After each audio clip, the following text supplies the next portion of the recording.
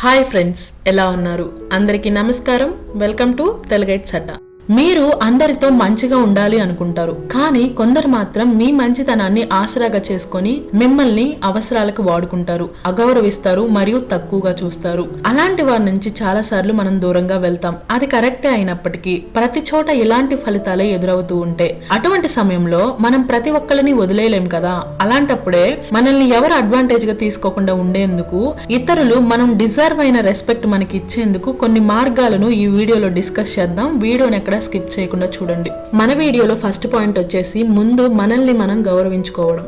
Respect yourself first and others will respect you. అంటే మిమ్మల్ని మీరు గౌరవించుకుంటే ఇతరులు కూడా మిమ్మల్ని గౌరవిస్తారు. చాలా సార్లు మనలో కొన్ని భయాలు, అనవసరమైన ఆలోచనలు మనల్ని ఏ పనులు చేయకుండా ఆపుతాయి. మీ అభిప్రాయాలు చెప్పాలంటే తప్పుగా అనుకుంటారేమో అని మౌనంగా ఉండడం, ఎవరైనా మిమ్మల్ని ఇన్సల్ట్ చేస్తున్నా సహిస్తూ భరిస్తూ ఉండడం, మీరు ఎంతో పని చేసి అలసిపోయి విశ్రాంతి అవసరమైనా కూడా ఇతరుల కోసం తపన పడడం, ఇలాంటివన్నీ చేయడం అనేది కరెక్ట్ కాదు. మీరు ఫిజికల్ గా, ఎమోషనల్ గా, మెంటల్ గా స్ట్రాంగ్ గా ఉండాలి. మిమ్మల్ని మీరు గౌరవించుకోవాలి. మిమ్మల్ని మీరు ఎప్పుడైతే గౌరవించుకోవడం స్టార్ట్ చేస్తారో వేరే వాళ్ళు ఆటోమేటిక్ గా మిమ్మల్ని గౌరవిస్తారు.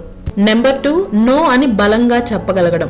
వేరే వాళ్ళు ఏమనుకుంటారో అని వాళ్ళు చెప్పే మాటలకు, ఆహ్వానాలకు, ఒత్తిళ్లకు ప్రతిసారి ఓకే అని చెప్పాల్సిన అవసరం లేదు. లేదు, కాదు అని బౌండరీస్ పెట్టుకుని చెప్పడం అనేది మన విలువలను, సమయాన్ని మరియు మన భావాలను రక్షిస్తుంది. నో అనేది నిజాయితీగా చెప్పండి. అవసరమైతే మీరు ఎందుకు నో చెప్తున్నారో చెప్పండి. ఒకవేళ అప్పటికప్పుడు చేయలేకపోతే తర్వాత చేస్తానని చెప్పండి. గుర్తుంచుకోండి, అందరితో అన్నిసార్లు మంచిగా ఉండలేరు. అన్నింటికి ఎస్ చెప్పి అందరినీ మెప్పించబోయి చిక్కులు కొని తెచ్చుకోకండి. ఒకవేళ వాళ్లకు ఎస్ చెప్పడం వల్లే మీకు ఏదైనా సమస్య వచ్చినా వాళ్ళ దగ్గరికి వెళ్తే నో చెప్పే ప్రమాదం ఉంది. దీన్ని అంటారు పుణ్యానికి పోతే పాపం ఎదురైంది అని. అందుకే అడిగిన వెంటనే ఎస్ చెప్పకుండా నో చెప్పడం నేర్చుకోండి. నెంబర్ 3, మీ వ్యక్తిగత విషయాలను అన్ని చెప్పుకోవద్దు. ఒకరి గురించి మనకి ఏమీ తెలియకపోతే వాళ్ళ గురించి మాట్లాడడానికి గాని, వాళ్ళని కామెంట్ చేయడానికి గాని మన దగ్గర మ్యాటర్ ఉండదు. మిస్టీరియస్ గా ఉండడం అనేది గౌరవాన్ని పెంచుతుంది. మీ బలహీనతలను ఎవరితో అయినా పంచుకుంటే సందర్భం వచ్చినప్పుడు వాళ్ళు వాటిని వాడుకొని మిమ్మల్ని కంట్రోల్ చేయడానికి ప్రయత్నిస్తారు. అందుకే మీ వ్యక్తిగత విషయాలను ఎవరితో పడితే వాళ్ళతో పంచుకోవద్దు.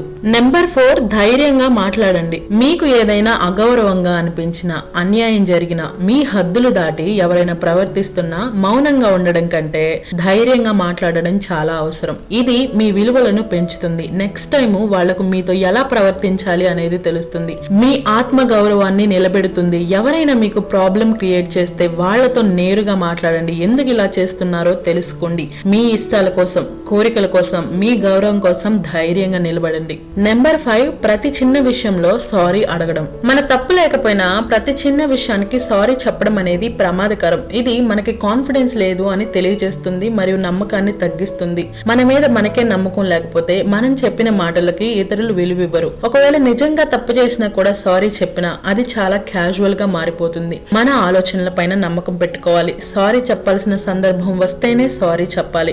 ఇక మన వీడియోలో లాస్ట్ పాయింట్ చూస్తే, యారగెంట్ గా కాకుండా కాన్ఫిడెంట్ గా ఉండడం.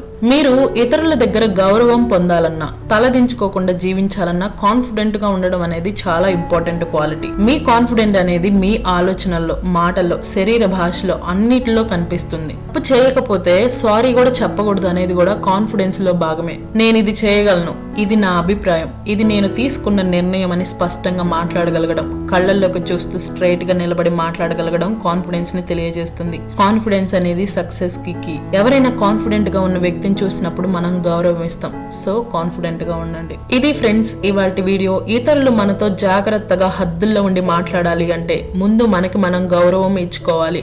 అవసరమైతే కాదు అని చెప్పాలి. సీక్రెట్స్ ని అందరితో పంచుకోకుండా ఉండాలి. స్పష్టమైన హద్దులు పెట్టాలి. వ్యక్తిత్వాన్ని బలపరుచుకోవాలి. ఇలా ఉంటే ఎదుటి వారు మనల్ని కామెంట్ చేసే ఛాన్స్ ఇవ్వకుండా ఉండగలుగుతాము. ఈ వీడియో కనుక మీకు నచ్చినట్లయితే తెలుగైట్స్ అడ్డాకి లైక్ చేయండి, సబ్స్క్రైబ్ చేయండి, మీ ఫ్రెండ్స్ తో ఈ వీడియోని షేర్ చేయండి. Thank you.